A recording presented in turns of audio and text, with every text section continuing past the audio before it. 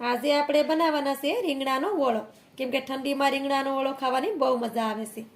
તો તેના માટે આપણે એક રીંગણું લીધું છે ને આપણે 5 કળી ડુંગળીની લીધી છે ને 2 ટમેટા લીધા છે. એક આપણે તીખું મરચું લીધું, એક આપણે મોળું મરચું લીધું ને 6 કળી આપણે લસણની લીધી છે. તો આપણે રીંગણાને પહેલાં જોઈ લેશું ને આ રીતે એનો ભાગ હોય લીલો એને આપણે થોડો કાઢી લેશું. રીંગણાને જોઈ લેવાનું છે, કેમ કે રીંગણા હેડેલા પણ આવતા હોય છે. પછી આપણે એમાં સાકુથી આ રીતે કટ લગાવી દેશું, આમ થોડા થોડા આવી રીતે. ને હવે આપણે રીંગણાને શેકી લેશું. રીંગણાને અહીંયા આપણે ગેસ ઉપર રાખી દીધું છે ને ગેસને આપણે ચાલુ કરી દેવું ને રીંગણાને આપણે આમ ફેરવતા જાઉં ને શેકી લેવું. રીંગણું શેકાય છે ત્યાં આપણે બધા મસાલા પણ રેડી કરશું. તો પહેલાં આપણે ડુંગળીને કાપી લેશું. રીંગણાને પણ આપણે શેકતા જશું અને સાથે સાથે આપણે મસાલો પણ મોળીને રેડી કરી લેશું. તો અહીંયા મેં ડુંગળીને આ રીતે સુધારી લીધી છે. હવે આપણે ટમેટાને પણ સુધારી લેશું. તમારી પાસે લીલું લસણ હોય તો તમે લીલું લસણ પણ લઈ શકો છો. તો ટમેટાને પહેલાં આપણે થોડુંક કાપીને કાઢી નાખશું, કેમ કે એ આપણે નુકસાન કરે છે. પછી આપણે ટમેટાને કાપી લેશું.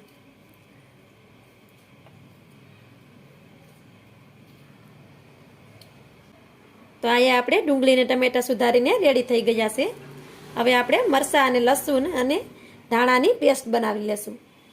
હવે અહીંયા આપણે મિક્સરનું જાર લેશું, તેમાં આપણે લસણને નાખી દઈશું અને મરચાંને આપણે આ રીતે એને ટુકડા કરીને નાખશું.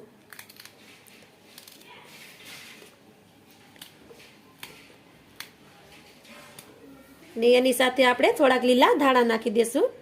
એને મેં દાંડલા સહિત લીધા છે, એની ફ્લેવર ઓળામાં સારી લાગે છે. હવે એને આપણે પેસ્ટ બનાવી લેશું. તો મરચાંની આપણી પેસ્ટ બનાવીને રેડી થઈ ગઈ છે. તમે આદું ખાતા હોય તો પણ નાખી શકાય, પણ અમે ઓળામાં આદું ખાતા નથી એટલે મેં નથી નાખ્યું. તો આપણે મસાલા રેડી કરી લીધા, એટલી વારમાં આપણું રીંગણું પણ શેકાઈ ગયું છે. હવે તેના આપણે માથે ત્યાં છાલ છે એને કાઢી નાખશું આ રીતે.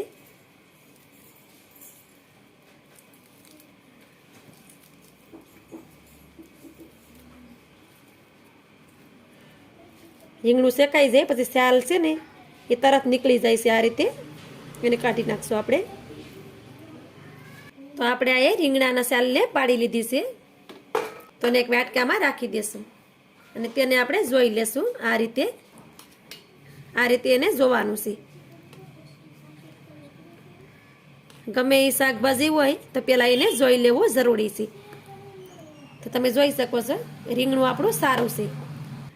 ઘણીવાર રીંગણા હોય છે અંદરથી એ હળી ગયેલા હોય, તો આપણે શાકભાજીને જોવું જરૂરી છે. જોયા વગર કંઈ પણ શાકભાજી ન બનાવાય. રીંગણાને આપણે ચમચીથી આ રીતે થોડોક કરી લેશું, આવી રીતે. એ કડવું ન થાય એટલા માટે આપણે એમાં થોડુંક મીઠું નાખી દેશું. મીઠું નાખવાથી રીંગણું તમે અડધી કલાક રાખો તો પણ એ કડવું થતું નથી. ઘણીવાર આપણે રીંગણું હેકીને આ રીતે કરીને એને મૂકી દેતા હોય ને એમાં મીઠું ન નાખીએ એટલે ઓળો આપણો કડવો લાગે. પણ આ રીતે કરશું તો આપણો રીંગણાનો ઓળો કોઈ દી કડવો નહીં લાગે. તો આપણું બધું કામ રેડી થઈ ગયું છે. હવે આપણે જઈએ ગેસ તરફ. તો આપણે આ ઓળો બનાવવા કઢાઈ લીધી છે ને કઢાઈમાં આપણે 1.5 પાવડા જેટલું તેલ નાખશું. ઓળામાં આપણે ઝાઝું તેલ નાખીએ તો ઓળો આપણો સારો બને છે. હવે આપણે તેલને ગરમ કરશું. તો અહીંયા આપણું તેલ ગરમ થઈ ગયું છે, તેમાં આપણે થોડુંક જીરું નાખી દઈશું. જીરું સારી રીતે ફૂટી જાય પછી આપણે એમાં ડુંગળી નાખી દઈશું. ડુંગળીને આપણે સારી રીતે પહેલાં પકાવી લેશું. ડુંગળી પાકી જાય પછી જેમાં આપણે પેસ્ટ બનાવી છે એ નાખશું. એને પહેલાં તેલમાં નહીં નાખવાની, આપણે તેલમાં નાખી દઈશું તો પેસ્ટ આપણી બળી જશે, ઓળો સારો નહીં બને. તમે ડુંગળી લસણ ન ખાતા હોય તો તેને તમે સ્કીપ પણ કરી શકો. તો અહીંયા આપણી ડુંગળી સારી રીતે સળી ગઈ છે. હવે એમાં આપણે મરચાંની પેસ્ટ બનાવીને રાખી છે એને નાખી દઈશું, કેમ કે અહીંયા આપણે લીલો ઓળો બનાવવો છે ને તેને આપણે સારી રીતે મિક્સ કરી દઈશું. ફ્લેમને આપણે મીડિયમ જ રાખવાની છે. પેસ્ટ સારી રીતે સતળાઈ જાય પછી એમાં આપણે ટમેટા નાખી દેશું. હવે આપણે આમાં ટમેટા નાખી દેશું. ટમેટા તરત પાકી જાય એ માટે આપણે થોડું મીઠું નાખી દેશું. મીઠું આપણે વડામાં પણ નાખ્યું છે એટલે થોડુંક આમાં ઓછું નાખ્યું છે ને સારી રીતે મિક્સ કરી દેશું. હવે આપણે ટમેટાને પણ સારી રીતે પકાવી લેશું. તો અહીંયા આપણે ટમેટા પણ પાકી ગયા છે, તમે જોઈ શકો છો. તો એમાં આપણે 1 પિંચ જેટલી હળદર ડાળી દેશું અને સારી રીતે મિક્સ કરી દેશું. તો હળદરને આપણે સારી રીતે મિક્સ કરી દીધી છે. એની ઉપર આપણે થોડુંક ધાણા જીરું પાવડર પણ નાખી દેશું અને તેને પણ સારી રીતે મિક્સ કરી દેશું. આપણા મસાલા સારી રીતે પાકી ગયા છે. તમારે લાલ મરચું નાખવું હોય તો તમે નાખી શકો. હવે એમાં આપણે રીંગણાના વડાને નાખી દેશું. પણ અમારા ઘરમાં લાલ મરચાવાળો વડો કોઈ ખાતું નથી એટલે અમે આવો ગ્રીન વડો જ બનાવીએ છીએ ને સારી રીતે એને મિક્સ કરી દેશું. કેમ કે આ વડો ખાવામાં બહુ ટેસ્ટી લાગે છે. એકવાર બનાવીને જોજો. અમે રીંગણાના વડા સાથે બાજરીના રોટલા જ ખાઈએ છીએ. તમે રોટલી સાથે પણ ખાઈ શકો પણ બાજરીના રોટલા સાથે બહુ સરસ લાગે છે. વડાને મેં સારી રીતે મિક્સ કરી દીધો છે. તમે એનો કલર જોઈ શકો છો કે એનો ગ્રીન કલર આવ્યો છે.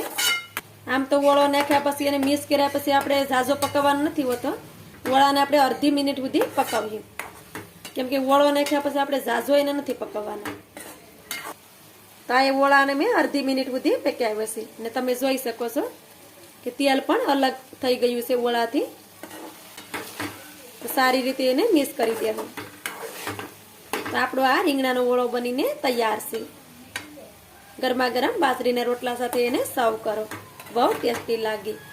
ફ્લેમને આપણે બંધ કરી દેવું કેમ કે વડાને આપણે ઢાંકીને નથી પકાવવાનો. આપણે એને ઢાંકીને પકાવીએ વડો છે એ તળીએ દાઝી જાય ને તળીએ સોટી જાય, તે ખાવામાં પણ સારો ન લાગે. તો વડાને આપણે આ રીતે જ પકાવવાનો છે. એની ઉપર આપણે લીલા ધાણા છાંટી દેશું. તો મારી આ વડાની રેસીપી તમને સારી લાગી હોય તો તમે પણ બનાવજો અને મારી રેસીપી ફ્રેન્ડ્સ અને ફેમિલીમાં શેર કરજો. તો આવી જ નવી રેસીપી સાથે પાછા મળીશું. ત્યાં સુધી જય માતાજી.